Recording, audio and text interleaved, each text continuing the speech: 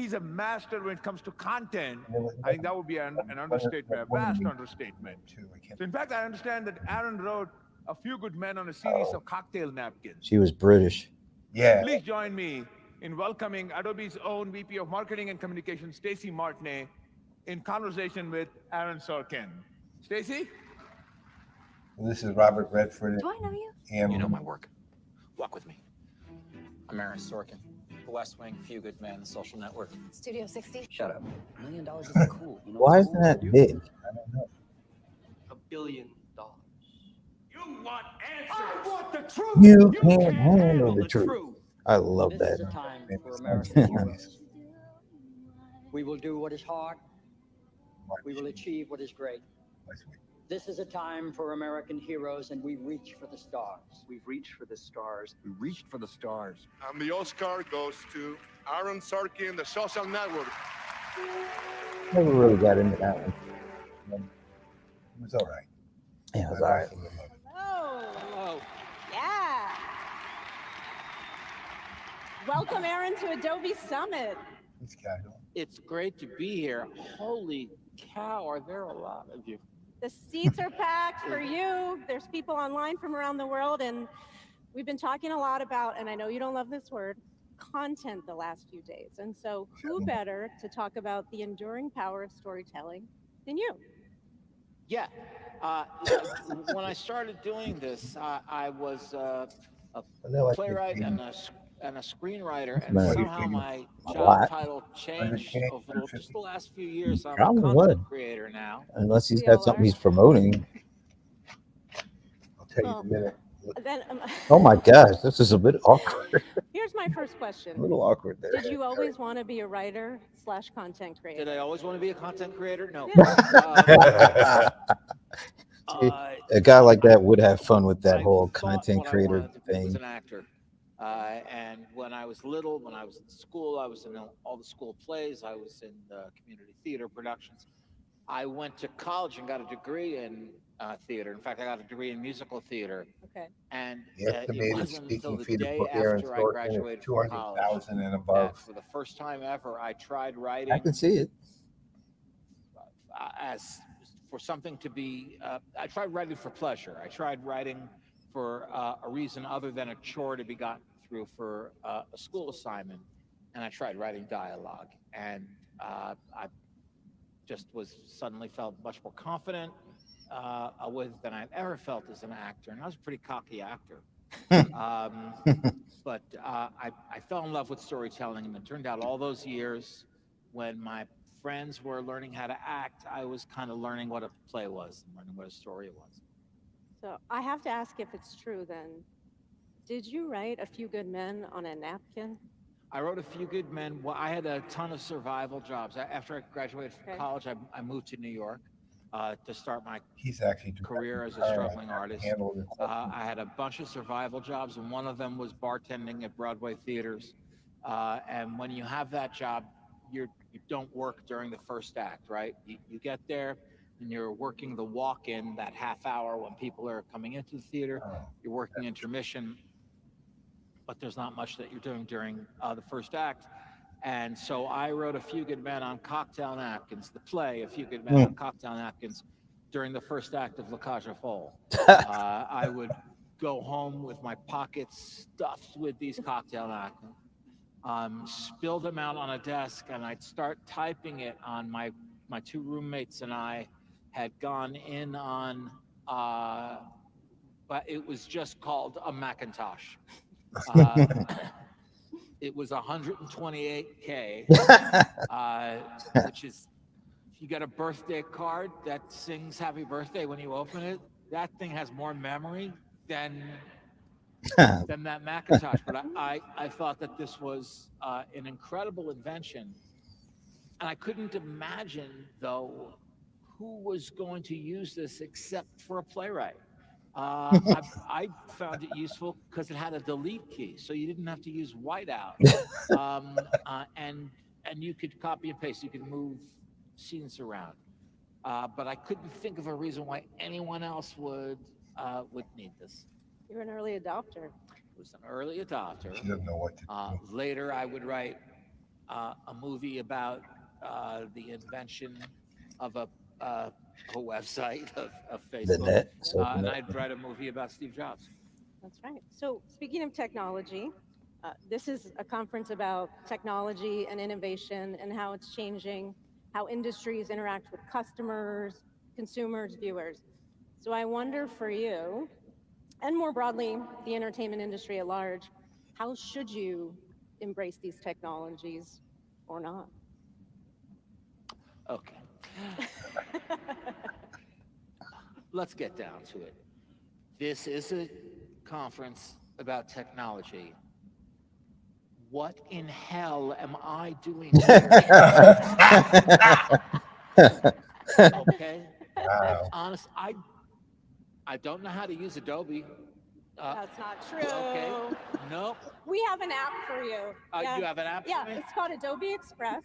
Right. This is And we have right. a new This is not the way. technology called Adobe Firefly that's going to help you make things with generative AI. He doesn't. But the reason And he's that probably you're like, here what is the hell is because this? Right. you tell stories. And so no matter the channel or the Oh, yeah, yeah. platform, Don't do an ad here, great dear. stories stand out. Don't do an ad. So talk to us about Want that. Yeah, him. listen, Yeah, movies in particular. he's going. Movies are where, art Yeah, and that was science meet. brutal. In a number of places when you're I wonder if making they had a chance to actually. Put it all over it. I wonder if they had a chance to talk before. Since I I feel started like- directing as well. I directed the last 3 movies that I wrote. That And was I have funny. found that technology is not only helpful, it's necessary. Why in would making the film that, honestly don't for object to the instance, fact he doesn't know how to use the Adobe? trial of Who the cares? Chicago 7. Nobody's where gonna you're think less staging of a Adobe scene, for that. that This has is an Adobe thousands conference. of protesters. Everyone's in a using it. riot. That's It's, him. it's like a Hundreds master of, storyteller. That's here. what he You is. want to pick That's his what you brain want on to that. talk about. Someone like Nothing me to do isn't with going to get a budget for thousands of extras and hundreds of police officers. So crowd duplication is incredibly Yeah, I helpful. just love the way. Also, Let's just get down that to movie it. takes place in 1968 and 1969, and we're shooting it in Chicago in 2020. So I'm going to have to erase certain architecture, put certain architecture in there. Technology can help me with that. Those are very rudimentary uses of technology and filmmaking. On the other end of the spectrum, is Avatar, which is made almost. He's I mean, really he's trying. he's trying. He's working hard here, Yeah. to his credit.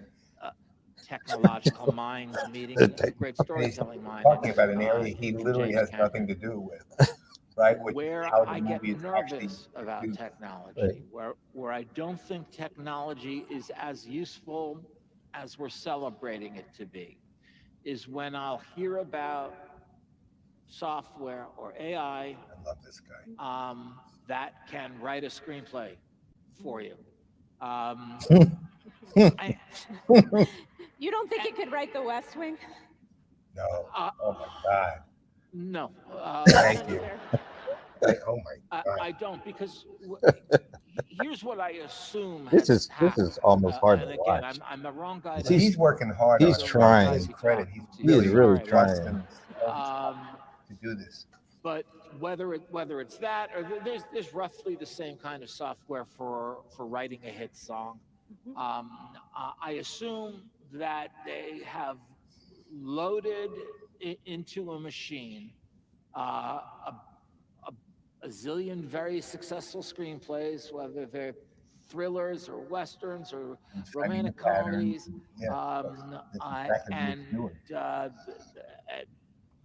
and a computer can then turn out something similar. But a computer didn't write those screenplays that are being fed into the machine in the first place.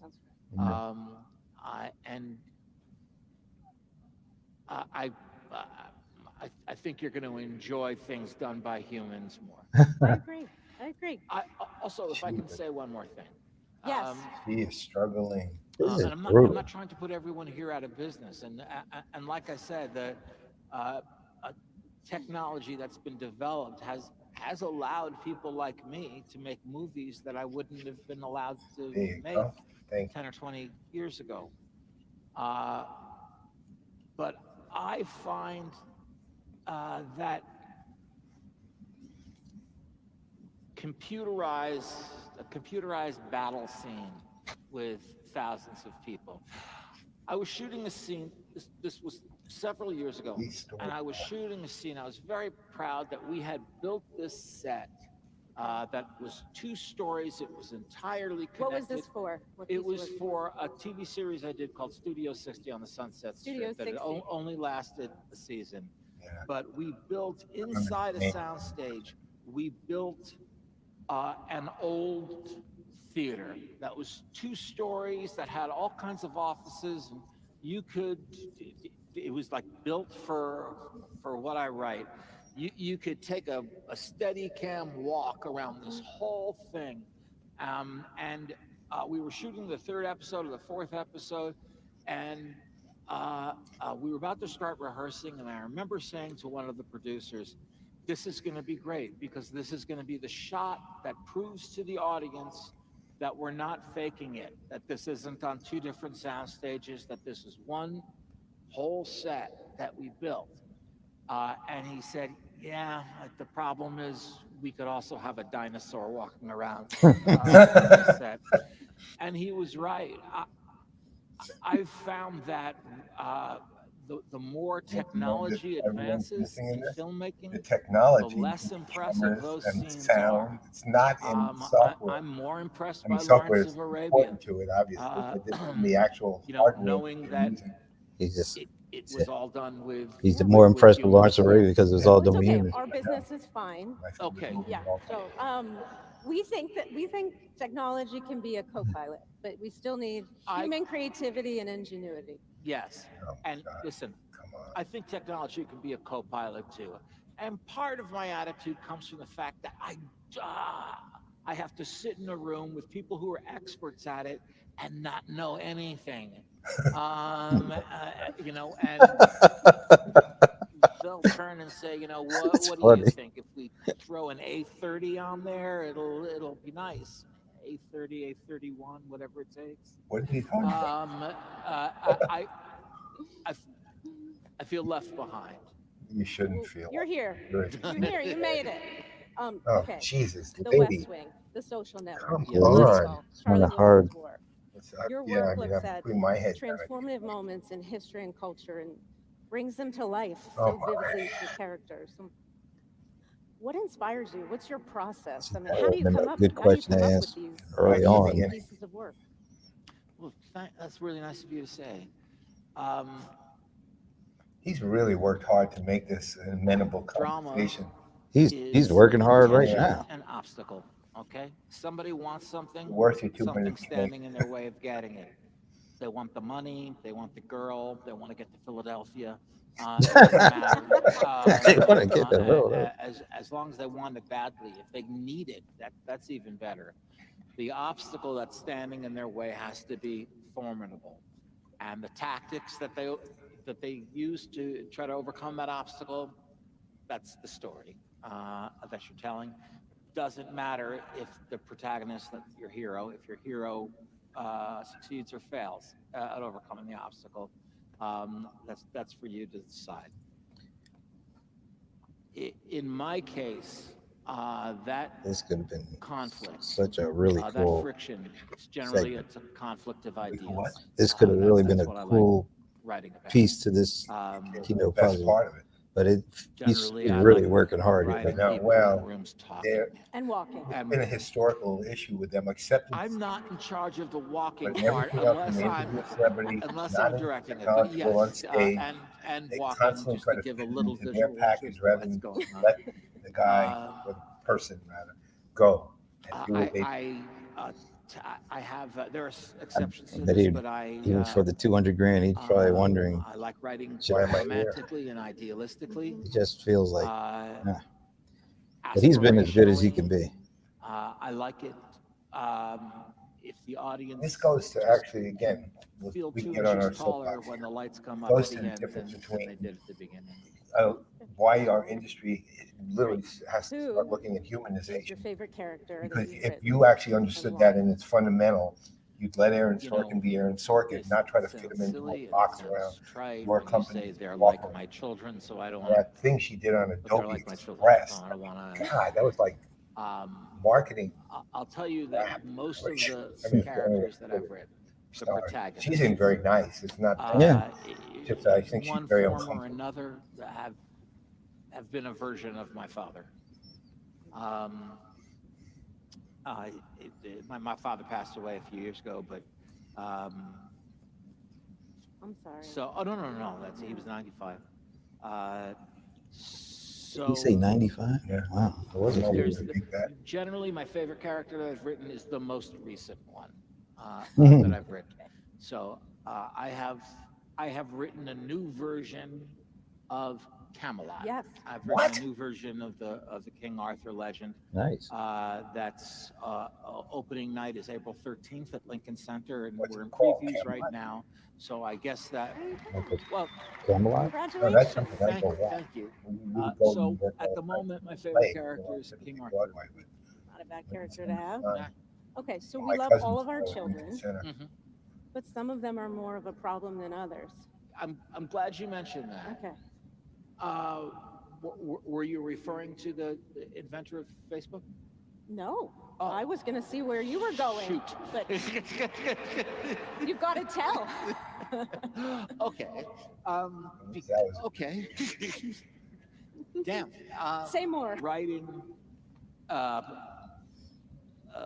problematic character, an anti-hero, and in the social network, Mark Zuckerberg is an anti-hero. As the writer, you can't judge that character. Okay, you have to be able to identify with that character, and you have to write the character as if that character is making their case to God why they should be allowed into heaven. Same thing with Nicholson's character in A Few Good Men. That's why he gets the big speech in the courtroom. He gets to make his case to God why he should be allowed into heaven. If I've been successful, that speech will be over, and people will say, he's got a point. You can't handle it. How many times has someone come up to you and said, you can't handle the truth? It caught You are on. the 1.2 million. The 1 million. I was just as surprised as anyone. I didn't write it and think The way he delivered it. I'm gonna hang my hat on. You on can't that handle line. the truth. I just one day was driving down the street and saw a giant billboard for Burger King, and it said, "You can't handle this Whopper."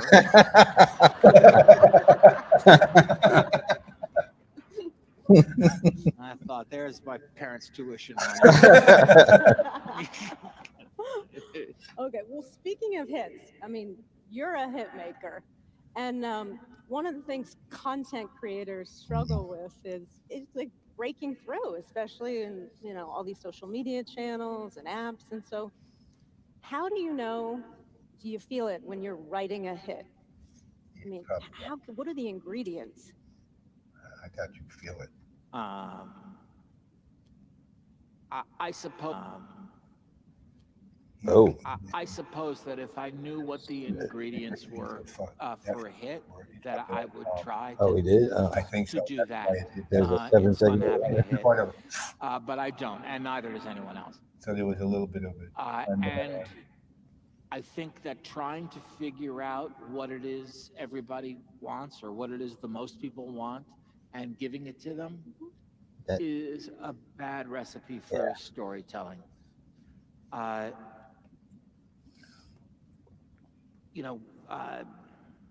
There are dozens, there are hundreds of ways to prepare beef, right?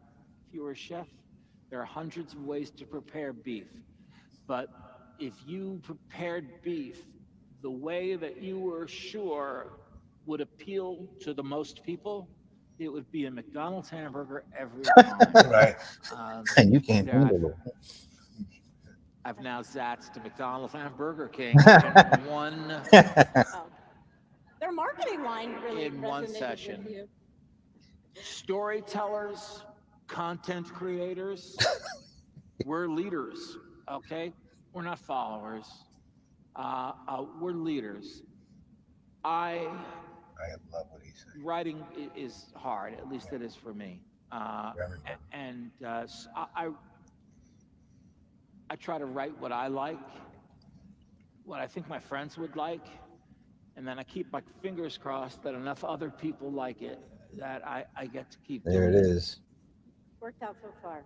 So far. Okay. So, but it wouldn't be an Aaron Sorkin piece if we didn't have an iconic quotable line. So, Aaron, what is your favorite line? $1 million isn't cool. You know what's cool? $1 billion. What is that? The Wolf of Wall Street or something? I don't know. I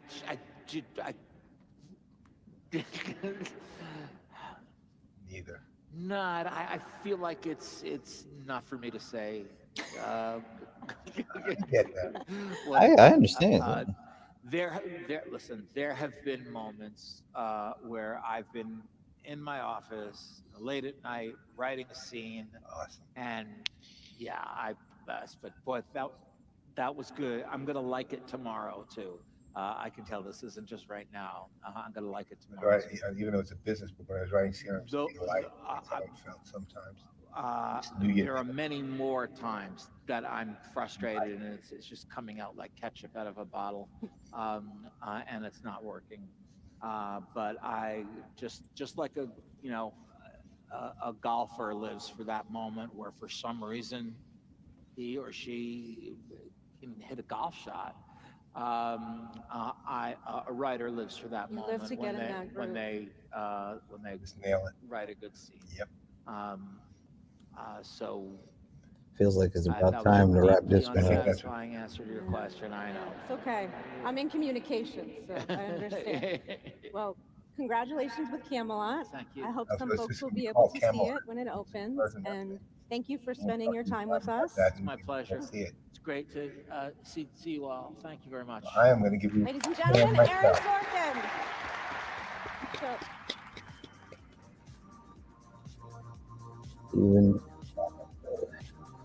Thank you, Stacy. A great conversation, a wonderful look into Aaron's creative process, and lessons for one of us about how we can tell impactful stories that resonate with our audiences. Thanks again. Great one-liners. I remember that. And Aaron, wish you great success with Camelot. Okay, our final guest this morning, really exciting. I've been waiting for this. Our inspirations, both on and off the football field. I'm excited to welcome two-time Super Bowl champion, 5-time NFL MVP, and philanthropist Peyton Manning. He's having a conversation with the guy from Buffalo. Oh, Hamlin. That's right, Darren. Damar Hamlin. And Peyton will lead a conversation with Buffalo Bills safety, entrepreneur, and philanthropist Damar Hamlin, who has captured our attention on the field and throughout his creative and philanthropic work. Peyton, thanks so much for being here, and over to you. Hi, I'm Peyton Manning, and I have DirecTV. And I'm really high voice Peyton Manning. I like to do that distance shot. I don't know. That's a bad shot. You got all this huge screen. No, He kind of had me leveraged into the wall, and he gave me a wedgie. He almost went atomic with it. It wasn't Manning cast. The greatest quarterback of all time. Who is it? As we continue our salute to Peyton Manning, time to look at the ways he and his wife have given back. The Payback Foundation is endowing 6 scholarships to historically Black colleges and universities. The foundation has provided more than $13 million in grants and programs. Tonight, we are hearing for the first time directly from Buffalo Bills safety Damar Hamlin. On Instagram, he posted a message of thanks. When you put real love out into the world, it comes back to you 3 times as much. Hamlin's community toy drive GoFundMe has surpassed $8 million. Amazing. Just to have an event where kids can come out, get a toy, you can have a big impact on their lives. That's the one thing you learned about. I didn't know. I never heard of it. I didn't know him either. Cardiac arrest on the field, and then once you learn about it, you know. Ladies and gentlemen, Buffalo Bills safety, Damar Hamlin. That was they came back like that. Right. Oh, okay, there they are. All right. Thank you, Anil. Thank you, Adobe, for inviting me back to this event. He's been there. Damar, it is an absolute honor and privilege to be with you today. I know I speak for all of us when I say we are in awe of your courage, inspired by your resilience, and we are moved by your fight. And your miraculous story is still being written, and I'm truly humbled to You moderate did. this conversation. So the last 6 months, so thank you. Yeah, he's like a humble guy. Yeah, he did. The last 6 Glad months. he's healthy enough to be Wow. Just tell us how you're doing right now. I'm doing fine. I'm taking it day by day. I found out that that's the best to do. It's been a roller coaster of emotions each and every day. So I'm just taking it day by day. Whatever I got that day, I'm giving it 100%. I like it. Let's go back to your youth. Why football? You know, football for me, it was something I found the love from my father. He played semi-pro football, so I was young going to his games and just watching him play. And I probably barely ever watched him play. I was probably somewhere playing in a creek or playing under the bridge, trying to find some frogs or something. But you know, I kind of found the love of the game from him and adopted the number 3 from him, and it just been there. It's just been up from since. And did you always know that you wanted to play in the NFL? Yeah, I always knew. I think it was about high school when I figured out that I actually could have a chance and have a shot if I stayed true to what I knew was right. So once I got to high school, I knew this was what I wanted to do. What's the best piece of advice you received while you were pursuing your career in football that helped motivate you and helped you stay on track? It's a quote actually from my father when I was young. It's "Go hard. You never know who's watching."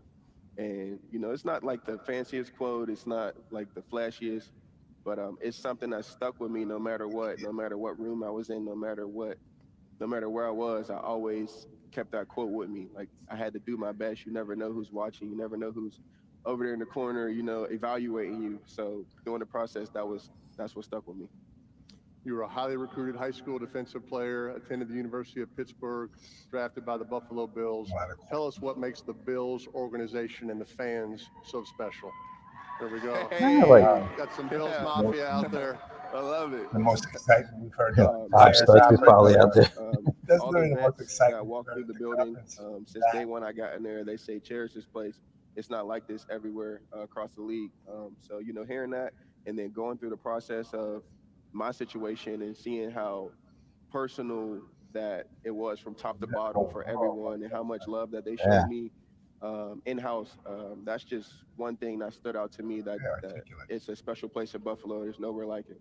Yeah. Jamar, I had a terrible rookie NFL season. I to a lot of 28 interceptions, which is still an NFL rookie record that I hold today. 3-13, right? 3-13. Thank you. Yeah. Maybe you can help me with that resume. If you could help one of the rookie quarterbacks this year throw a lot of interceptions. Not a lot, but what do you love most about playing defense? You know, it's something that came natural to me, which is kind of crazy. I was at a youth all-star game when I was, I think, 11, and my dad kept wanting me to go on offense and, like, you know, score touchdowns, but I kept migrating to the defensive line, and he was just like getting so upset. But it's just what came natural. I don't know what it is, but it takes a different mindset to be able to react to someone who knows what they're doing, and it's just like a mentality thing, I think, for me, that I really love and enjoy. Favorite player growing up? Troy Polamalu, big Pittsburgh Steelers fan. Yeah, big Pittsburgh Steelers fan. So Troy Polamalu was definitely one of my favorite players, but also he was good. Darrell Revis, him being from Pittsburgh area, and you know, I just Darrell seen him Revis when he got in the Hall of Fame, so it was pretty cool. Yeah, I've thrown a lot of interceptions to both of those guys. So.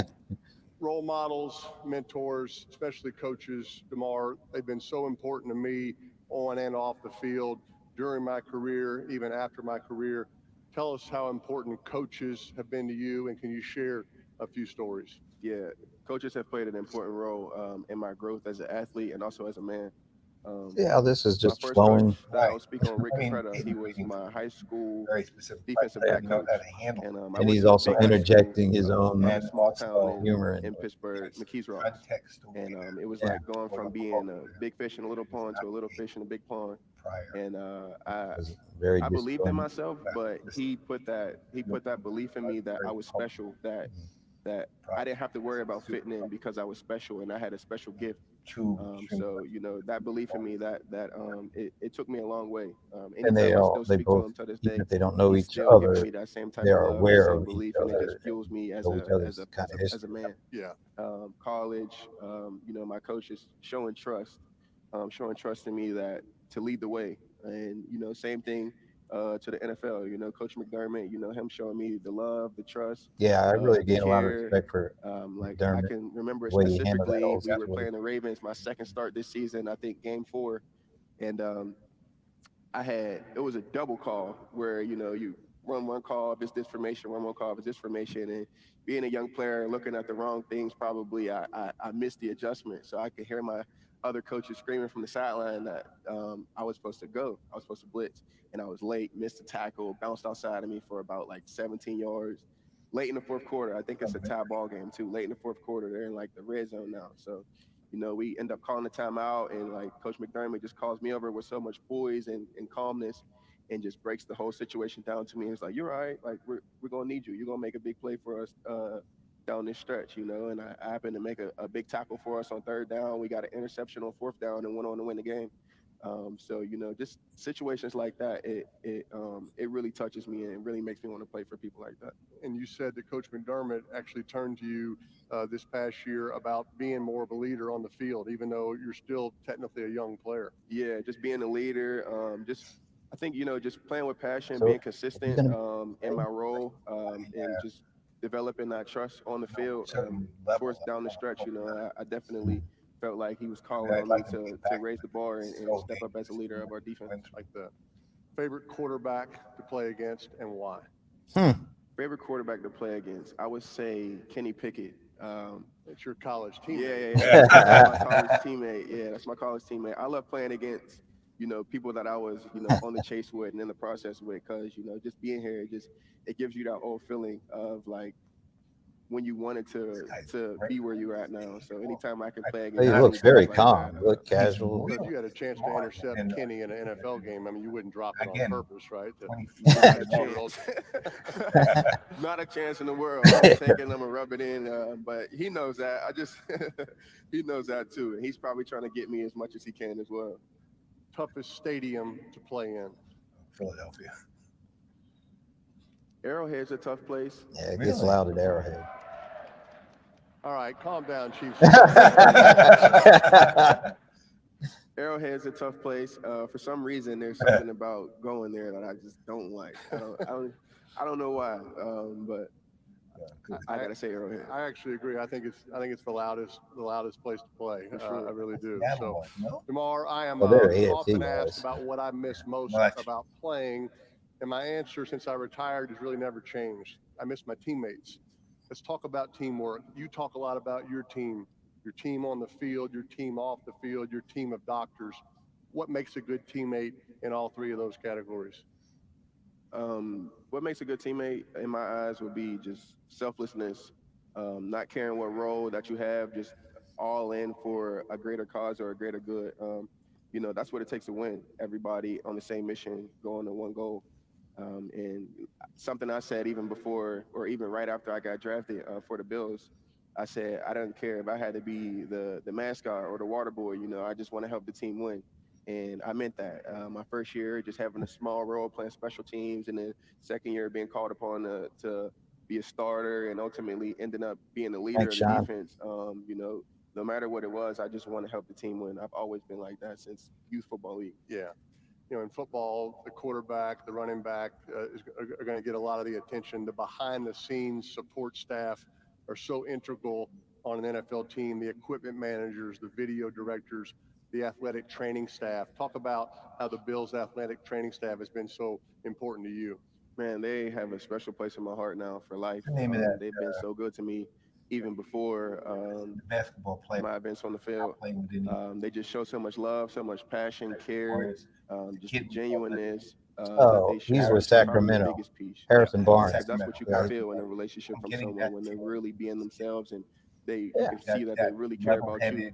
So they have a special place in my heart, and I have a lot of giving back to do to them. You've long served as a pillar of servant leadership, always giving back to your community, dating back to your early days as an NFL prospect. Why is giving back so important to you? Wise beyond it. You know, it's something that's been in me since I was little. Kind of tragic, you know, just coming from like an underprivileged area, not having the most resources or accessibility to things. You know, I've always wanted to make it to somewhere to give kids behind me that opportunity. And just also watching my father grow up, you know, he started AAU leagues for us. He started community days for us, you know, just things to show us that there's more opportunities in life and you could do, you know, you could do whatever you want to do. So, you know, just giving youth limitless opportunities. I think that's the biggest thing for me. Yeah. And during some of your tough days, you received love. Absolutely. Thank you. During some of your tough times, Damar, you received love and prayers from millions of people all over the world, lots of strangers. Talk about what that kind of support means to you. You know, it's a feeling I can't even describe. It's something I wasn't expecting. But you know, just getting that love in a time of need from the world, and just seeing the world, having the world see the love that I was given, you know, from my heart without wanting any recognition, just trying to do my part. It was a good feeling. It was a good feeling to have, and it was like extra battery charge to keep going and to do more. Amen. And what do you think you have learned about yourself through all this? One thing I've learned is that, you know, I feel like I've been doing the No, right I things. think those are like I've been lights. living the right way. I've been standing on the right morals. I think that's just the string. you. It's like a little like a thumb. I've been No, standing on the right that's morals, and just, you know, that's not part that of just this. allows me to just That's trust my just the gut, trust my social heart, and lights. just I don't really have to People are worry, liking stress, what they're seeing. or feel like, That's what you I know, I think have that to is. figure anything out. So it looks like a go thumb, with like whatever my heart tells me, and yeah, it's it been looks like working so far. thumbs or something going up. Outside of football, you're also an Yeah, that's entrepreneur, creative director for your brand, Chasing Millions. Yeah. Tell us about your role in that and what creativity means to you. Creativity has been everything to me. I think it was something when I was young where everything I did, I just wanted to be, you know, setting a trend, or I just didn't want to be doing something that someone else was doing. So, and as I got older into college, you know, it was kind of like my piece away from the game to where I can be a normal person, I guess you could say.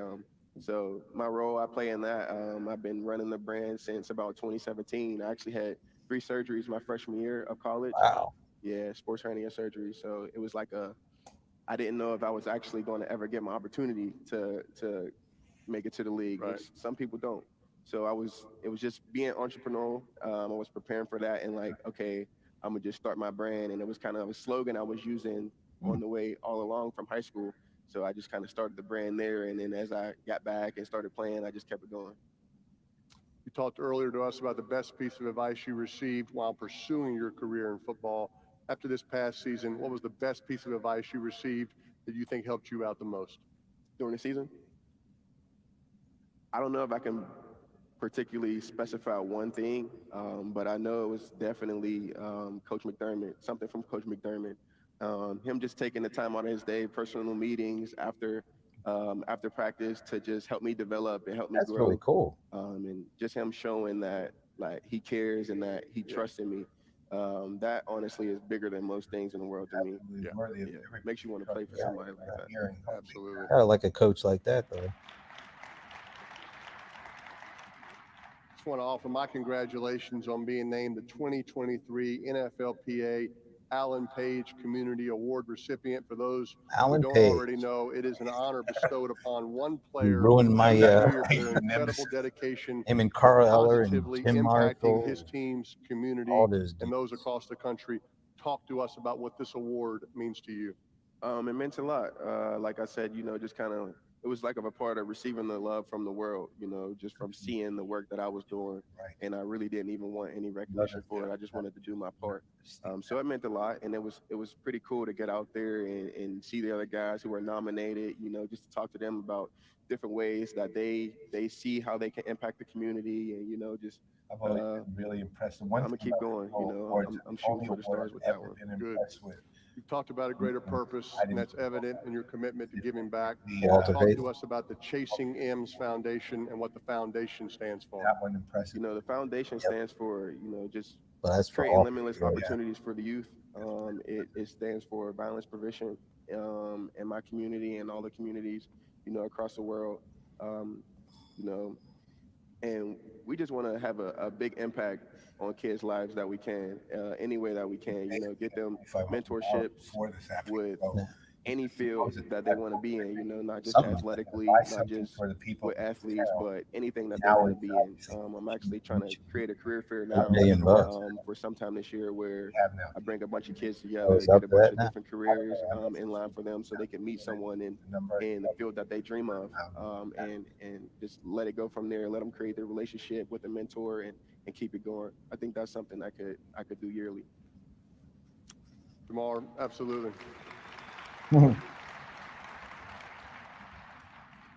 Your journey will definitely continue. We are all confident of that. Just tell us what's next for you. I'm still figuring everything out. Like I said, I'm taking life one day It's at a not time. like football. I'm enjoying life. We got a birthday coming up this Friday, so I'll be turning 25. So Turning thank you. 25. Thank you. Jeez. So I'll be turning 25. So I'm just, taking it one day at a time, just trying to figure out life. Level-headed kid, man. Tell all those Buffalo Bills fans we said hello. I was thinking about the toughest places to play. I played in Buffalo one time, and we beat them on the last play of the game, and I was running off the field, and I had my hat, and I saw this nice, sweet 12-year-old kid kind of calling my name out. I threw him my hat. He had a Buffalo Bills jersey on. He took it and he threw the hat right back in my face. So, that's the kind of place you want to play for right there. Yeah, So, they love their Bills. They love their absolutely. Bills. I seen you score a rushing touchdown on the Bills. Exactly, and that was rare. That was very rare. Yeah, like in your career, bro. You heard Damar just mention his birthday is coming up on March 24th, 1998. I was a senior at the University of Tennessee. I turned 22 years old. That was the same day Damar Hamlin was born. We have the same birthday. Oh, wow. Oh, for God's It is, sake. Birthday. That's crazy. Cool. It has been a real honor to share the stage with you today, my friend, and an absolute blessing to wish you a happy early 25th birthday. Your positive approach to life is contagious, and we are all rooting for you. God bless Damar Hamlin, everybody. Thank you so much. That was good. That was That good. was the best thing of the whole. Look how big Peyton is. Wow. I think he's like 6'5". Let's Yeah. give another round of applause to Peyton and Damar, as well as all of our amazing speakers today. Thank you. Thank you. I really hope all of you feel as inspired and energized as I do. All right, that's wishing you the rest of the incredible day today. And make sure you're back here at 5:30 for Sneaks, where you'll get a peek into what's coming from Adobe's labs with our fabulous host, the comedian Tig Notaro, and Adobe's own Eric Madisop. Fan? Then we'll head to the bash I don't really with know music it. from Macklemore and Reverend. Thank you again for sharing your Macklemore. time with I've us. heard Have a that name in wonderful a day. long Thank you. time. That's The well, thrift I know shop this. guy. I will not be at the summit today. I like Macklemore, okay. I just know the ones. Well, that's only Oh, okay. Well, I guess that's it. Let's get back to wrap up. get rid of this one. Get rid of this. Get rid of that. Oh, I guess I can stop the share. Hey, Lawrence. All right, there we go. All right, so what do you think? Well, I mean, it was more interesting than yesterday. I will say that. Generally, I think again the biggest excitement was when the Buffalo Bills fans cheered. But but that actually does go to the point that people need more than just hearing about tech. And I thought, look, as uncomfortable as the Aaron Sorkin thing was he actually gave a fantastically good Yeah, interview. yeah. And I think that really enhanced the day, because even though these are not tech conversations, I think they did demos again.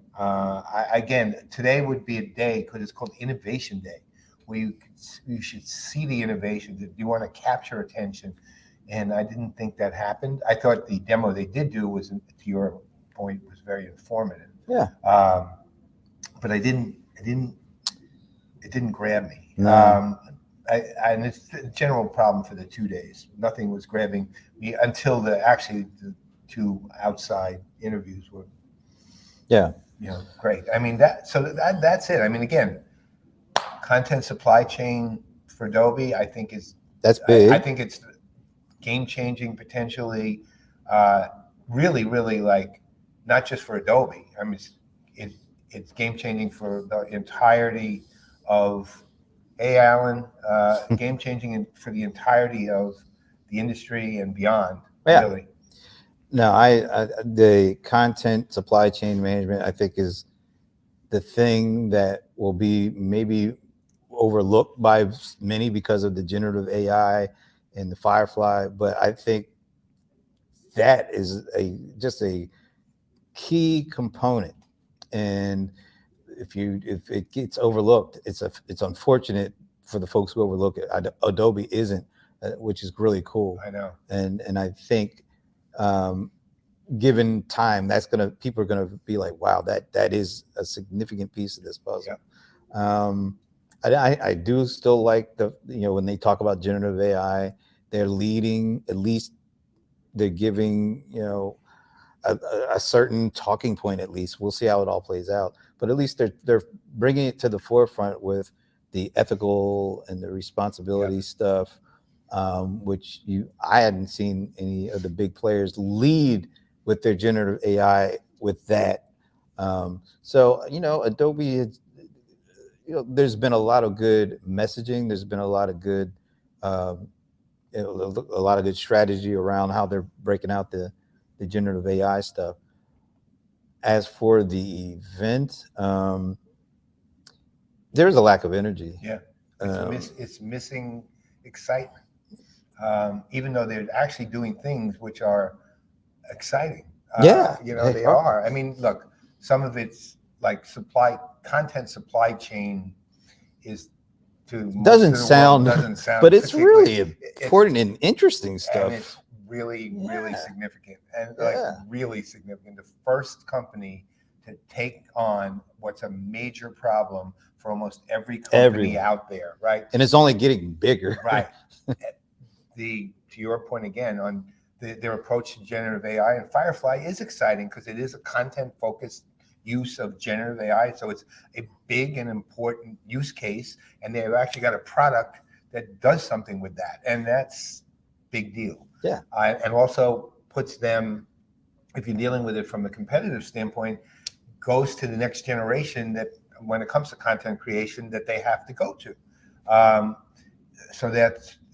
the event is just not the event as an event per se is not, it's not exciting and it's not strong, even though the actual stuff they're doing is incredibly powerful. Yeah. I'll say from like the AR, the way they've been treating us has been great. Oh, that's a different story altogether. Absolutely. Off the charts, fantastic. And how many analysts and press would you say are here? About 75, maybe? Somewhere around there. Yeah, and they've treated everybody exceptionally well. Yeah. They are.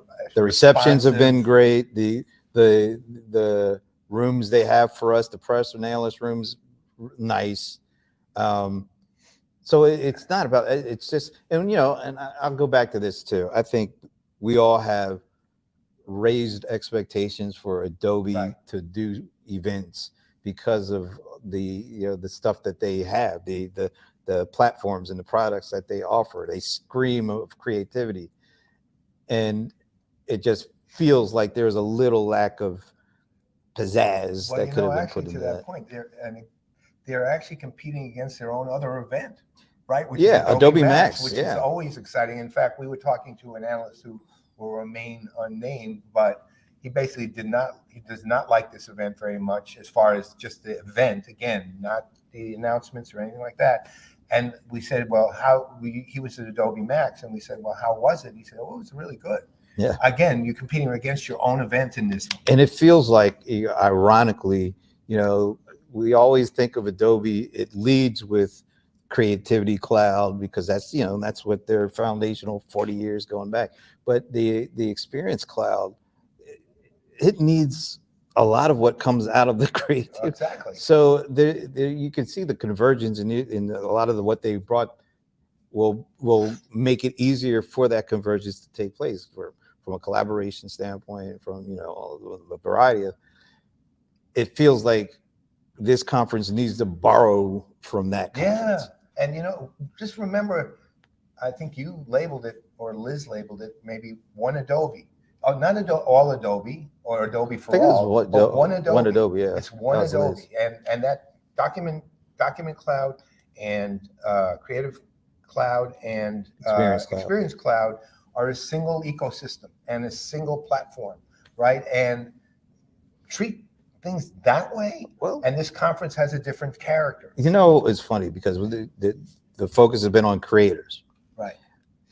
If you, and I know that term is loaded and it can mean a lot of different things depending on who you ask, but I think their community was built, it was particularly the Creative Cloud with Behance and all that, on the individual creator and being able to provide them the tools they need to take what's in here and put it out there. A lot more, and particularly over the last 3 or 4 years, creators are running channels on YouTube, and they're you watch these folks. They're not just putting content out. They're talking about growing subscriptions and monetization and how do they meta tagging of their content and putting the right thumbnail together and being able to figure out which one is. A lot of that goes way beyond the traditional I'm creating this piece of whatever it is, and that is clearly going over to the enterprise side. Yeah. So there is this need to be one Adobe and to bring it all together and not treat the folks who attend Summit so differently than the folks who attend Max, because everything is drawn this together. Well, and actually to your point, I'm assuming Alan has a point here. A key for creators is getting more value from the content they create. Generative technology for repurposing is big. I mean, creators, and there's a difference. Thanks, Alan. That's actually a cool point. There's a difference between folks who live to create versus those who are looking to create a living for themselves with what they do. Right. Because you look at like on YouTube, a lot of these reaction channels. Yeah. They may have started out doing it for fun, but when they hit a certain number of subscribers, they start thinking about this as a potential income stream. Well, the gamers who are gaming on Twitch for the most part, a lot of them, like what's that guy, Harris Heller, and ePost Vox. I mean, they game and they still do, but it's a business. They make their money on YouTube talking about the gear. Right. And they do a great job of it too. And they are continually evolving themselves. And then you have the Think Medias. What Alan is filming a CRM Playaz reaction TikTok. So we just did a stream of an event, and now he's going to do a reaction to our stream of the event. A reaction TikTok, the 32 seconds. But I think Adobe, they really should think about how do we pull this more closely together, because creators are not just pure artistic people anymore. Right. They're talking about how do they create, and they even talk. I think one of the things that was said at the analyst thing in the morning yesterday was we want to take it from creation to commerce. Right. And so you got to bring these things even closer together. Yes. And the way that Adobe Max looks and feels, that gives a certain reaction to people, they need to figure out how to bring that over here. It goes from creation and distribution. You don't have any control over consumption. Okay, consumption is we'll call it the customer, the consumer. How they consume is how they consume. But you have complete control over creation and distribution. And you take those two facets, Adobe's with content supply chain, of course, is incredibly well positioned now to handle this. But at the same time, I think what we're seeing with the way the events are handled is a bit of a disparity there, and a disconnect, maybe. Huh? A disconnect. Yeah, and I think again they have a promise that they made in 2017, and then publicly made in 2018 that they were going to create an open ecosystem, and they would build a platform. And the platform side, they're getting there. Yeah, they really are. Yeah, the ecosystem still got a lot of work to do, and that's why it's reflected as two very different events with very different feels, right? Not so much content as the problem, but the feeling as the problem. And I think those events actually will show you, to your point, I think a bit of a disconnect in how Adobe thinks of itself too, because you know, ultimately these events, in the long term, the people remember how they felt, and that's the only thing they remember. They don't remember. They're not going to remember what year Firefly came out as a product after 3 more of these, right? They just remember, yeah, that was a great conference, right? I really had a good time, right? And that, by the way, that goodwill carries a full year into your sales teams. They got the goodwill of the attendee or the prospect who was there, and or the customer. You know what? You'll sell a hell of a lot more. Yeah. Anyway, I mean, there's a lot of good, and I think a lot of foundational things. And I think the content supply chain has the opportunity to, you know, with the generative AI stuff, has the gravitational pull, hopefully, to bring those two things together. I guess I'll say one last thing about Adobe as a company itself. You look at Adobe, which has always been kind of ironically contradictory to me in its own way, but in a funny way. And again, not like dramatically terrible, just the way they are.